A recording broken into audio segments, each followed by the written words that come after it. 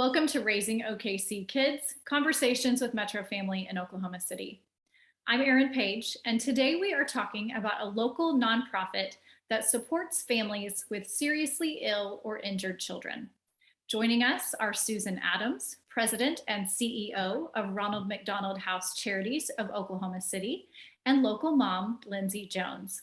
Welcome to you both, and thanks so much for being here. Well, thank you, Erin. Thank you for having us. I'm glad to have you. I'm excited to learn more about all the great things that are going on with Ronald McDonald House Charities. You strive to provide programs that strengthen families during difficult times with chapters around the world. Here in Oklahoma City, our local chapter provides a home away from home for families whose seriously ill or injured children are receiving medical treatment in the metro. Oftentimes, I know what I think of first. I think what a lot of people think of first when we think of Ronald McDonald House Charities is a place to stay overnight for the families of kids receiving medical care. And that is a big part of how you are able to support families. But in addition to that, families like Lindsey's who may not need a place to stay overnight are still benefited greatly by the Ronald McDonald Family Room at Oklahoma Children's Hospital. Lindsey, will you tell us your family story and how the family room has been a help and a comfort for you? Absolutely. Thank you, Erin. So back in 2019, the fall of 2019 in September, my daughter got very sick unexpectedly, very unaware. It was what happened on maybe a Friday with a little bit of a cold, went to the emergency room on Sunday, sent us home with an inhaler, to Monday being put in the PICU. Like, things happened very, very quickly for her. And so we were admitted into the PICU at Children's Hospital on that Monday night, and her oxygen levels were just tanking drastically, and nobody could figure out what was happening, why quote unquote pneumonia was getting worse. All of the things were just, and it was one of those times that we didn't have time to prepare. It wasn't like, I was at work, my husband called me, said they admitted her. And so I just rushed over there. I was still in work clothes. And what happened to be a conversation turned into, okay, now we are going to have to sedate her because she's on so much oxygen that her body's just fighting it. And it just kind of spiraled from there. So when we went there, I actually didn't even know the Ronald McDonald House had a family room. And about 2 days into my experience, because in the PICU, they don't have like shower rooms and things like that in those spaces. The nurse was like, "Did you know that we had a family room?" I was like, "No, where?" Because I hadn't taken a shower in what it felt like 2 days. Her name's Sailor, and she was sedated at this point. And so we were just trying to figure out what's happening. Our family was scared. I had a little boy, he's about 18 months older than her. And so Dad was having to stay home with him. We were just trying to figure it out. And so I was like, great, next time the doctor comes in, I'm going to ask for like 30 minutes just to go down there and see. And when I walked in, I was just like, oh, okay. They had laundry. I could do laundry. I got to take a shower. I didn't have anything with me. So they had all the supplies I needed. They had a space over to the side where you can come and just relax if you had our family. So throughout the week, we were able, for the couple weeks we were there, to use the room and the space while we were there with her. And it just made my experience, the tragic experience of not knowing what was happening with my daughter, it made the experience safe for me. And I felt like taking the 30 or 45 minutes in the family room every day made me a better mom, to come back to her and be able to kind of help advocate for her and her care and all of those things. And my husband wasn't having to worry about, you go home and then back and forth with traveling, because we lived on the northwest side of the city.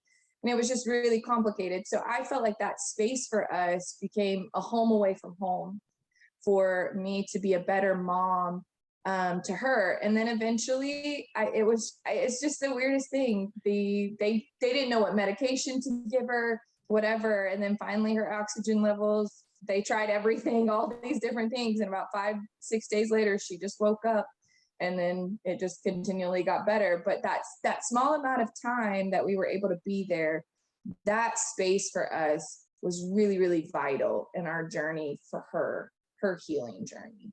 It was less, I don't know, I felt better to be able to wash my hair. How important that is to everybody else, but it was just, I felt like a normal person. I hadn't been in the, I was able to change my clothes and do all the things that I feel like are important when you're having to stay at the hospital long term. Lindsey, that is such a powerful story. And first of all, I want to say I'm so happy and grateful that Sailor is doing well and that your story has such a positive ending. I think all moms can resonate so much with what you are saying, even if we haven't been in as drastic a medical situation with one of our kids. When we have a little bit of time and space to take care of ourselves, we are better moms all around for our kids. So I can feel the emotions of your story as you're talking. Thank you so much for sharing that with us. Susan, as you are listening to Lindsey's story, again, what is it like for you and your staff to have the opportunity to support families like Lindsey's? Well, Lindsey, we thank you for sharing your story. You're so generous to do that. And it's always gratifying to know when we've really helped someone, it's made an impact, made something easier, because we know families who are going through something like this. There's not a doubt in my mind, if you could have traded places with Sailor, you would have traded places with her. There's not a mom or a parent that isn't thinking that with every cold, sniffle, or broken leg. And you certainly were there by her side, pulling for her, showing her your love. It really is one of the most gratifying experiences to help someone who is in need. And I cannot praise our guest services staff enough, because they greet visitors in the family room and guest families at the house. They have welcoming smiles, listening ears. Whether a family is experiencing a setback or whether a family is celebrating a milestone and gets to go home soon, they are there standing by that family every step of the way. And when a family goes home, we're excited for that family to be able to take their child home.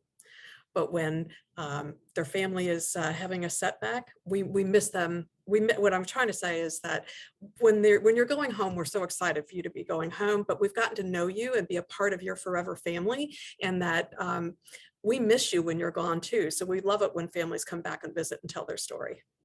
I love that. Lindsey, in addition to the services and programs you have had access to, how impactful for you has the opportunity been to connect with other families in similar situations through Ronald McDonald House Charities? Yeah, so last year I had the opportunity to onboard with Dell Technologies. I'm a site program manager there for them, and my world got bigger. So what I mean by that is that onboarding with them, I became a community initiative partner working with our community partners.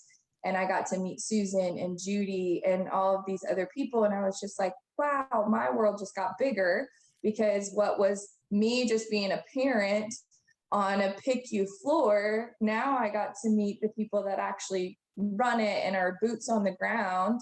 And then from there, my perspective changed, and I got to be involved in the opportunities of how they were helping our community.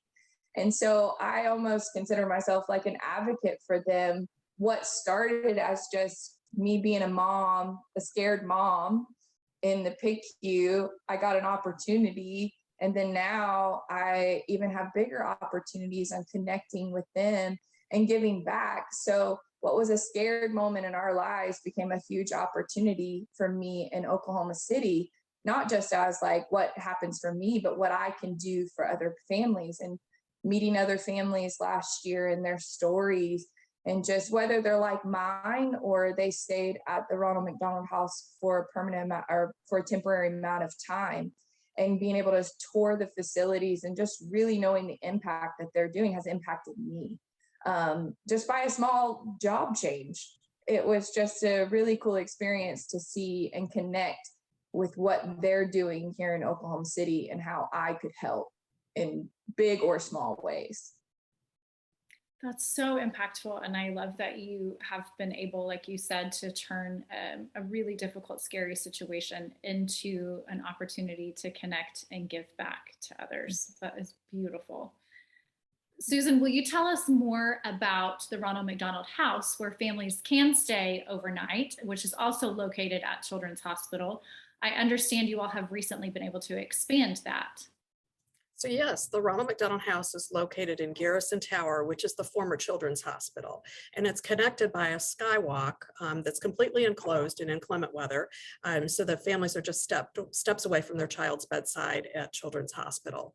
We expanded to 40 rooms to serve more families during the pandemic, and we can provide capacity for up to nearly 15,000 nights a year for families. But I think the most important part of that in providing this place like home is that we're saving families over $1 million annually in temporary living expenses so they can be by their child's side and actively involved in their care, as Lindsey was able to be with sailors.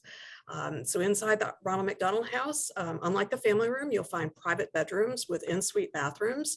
There are laundry facilities like we have at the family room, but there are also spacious kitchens, dining rooms, well-stocked pantries for meal service 3 times a day, laundry areas, but there are also living areas and play areas. Some of the families stay with us for a very long time, and it could be well over 100, close to 200 nights for some families that they're away from home with a hospitalized child. So having a place like home for these families is very important to us in providing this.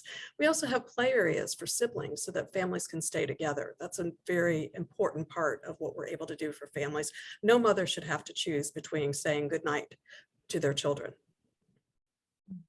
Ooh, that gives me chills. That is incredible. And I don't know that I had really thought about it from the perspective of the amount of money that families are saving by having the opportunity to stay there. Not only are they close to their child, but they're not having to worry about that expense on top of all the other expenses they have going on. Lindsey, oftentimes it's hard for friends or families of parents who have kids receiving long-term medical care to know how to help in a way that is truly helpful and effective. Will you share with us some things that have been helpful for your family on your journey? Yeah, I think staying connected is important, even taking turns with, checking in on their family, whether they're there or they've gone home. I think it's important to, for me, it was sure meals are great or, text messages are great, but sometimes like a phone call or coming in. I remember a few of my friends just came and like sat with me, and that meant more to me than anything they could have brought, just because it's like when you stare at your child that's completely sedated and has tubes coming all out, and you're constantly looking at that, the hope that you have inside starts to get depleted. You want to stay strong, and that's why having that moment to go to those family rooms and have a moment away, or even if I did want to go away and didn't want to leave Sailor, some of those people would come and sit in the room while I was able to go away. Not everybody can do that, but if you can, just being a person that just comes and either sits or brings a book or sits while they're able to go off to the family room and take a shower. So they feel, because as a mom, we all feel like we don't want to leave, what if the doctor comes, what if they come and do something else? Like you start to get really nervous. And so those are really, really vital in my journey while I was at the hospital. And then when I left, those were really big points for me of just staying connected in what I needed in the time. Most of the time, it wasn't food per se. It was either conversation or allowing me to go to the space that was provided for me and still feel like Sailor was being watched. That's a really good reminder, because I think oftentimes as moms, we want to do something, and it's a good reminder that sometimes just our presence, sometimes we don't have to make grand gestures, but just being present for those who need us is important. Susan, will you tell us more about how local families can get involved in volunteering or supporting the mission of Ronald McDonald House Charities? Well, we love volunteers, and I should shout out to Dell because their employees are incredible volunteers, have been for probably the 10 years I've been with Ronald McDonald House Charities, and Lindsey and her family as well. But we have a lot of volunteer opportunities. Our guest chef program is one of our most popular opportunities. The guest chef program is where groups such as a church, a school, a company, or even friends and family come together. They provide a meal, they cook it in our kitchen, and they serve dinner and get to visit with our families in the evening. Wish list drives are something else where groups gather items for our pantry or other house supplies, and that helps defray our operating costs. And then we also have volunteers who assist us at our reception desk. They might be helping families from out of town figure out where the drugstore is, or answering questions about things that are available or things they need for their room. And of course, in addition to volunteering, donations, large and small, help keep our families free to programs at all times. So donation and volunteer information can be found on our website at rmhc-okc.org. Perfect. Those are some great ways, not just for parents to get involved, but we often have lots of families who are looking for volunteer opportunities. And several of those things you mentioned are great for families to get to do together. Yes.